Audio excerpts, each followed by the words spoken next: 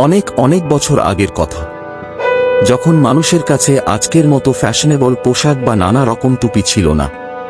তখন মানুষ প্রকৃতির সাথে লড়াই করেই বাঁচত। প্রচণ্ড রোদ, ঠান্ডা বাতাস আর বৃষ্টি ছিল তাদের প্রতিদিনের সঙ্গী। একটি ছোট গ্রামে বাস করত এক কিশোর। তার নাম ছিল রাহাত। সে ছিল খুবই কৌতূহলী আর নতুন কিছু আবিষ্কার করার স্বপ্ন দেখত। একদিন দুপুরে সে মাঠে কাজ করছিল। সূর্যের তীব্র আলো তার মাথায় পড়ছিল, আর সে কষ্টে চোখ ছোট করে কাজ করছিল। হঠাৎ সে লক্ষ্য করল, একটি গাছের নিচে বসে থাকা এক রাখাল ছেলে বেশ আরামে আছে। তার মাথার ওপর ছিল একটি বট পাতা।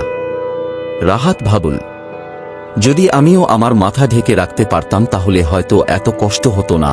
সে বাড়ি ফিরে কিছু বট পাতা, নরম ডাল আর দড়ি নিয়ে একটি গোল আকৃতির মাথা ঢাকার জিনিস বানাতে শুরু করল। কিছুক্ষণ পর সে সেটি মাথায় পড়ল, আর সাথে সাথেই বুঝতে পারল সূর্যের তাপ অনেকটাই কম লাগছে।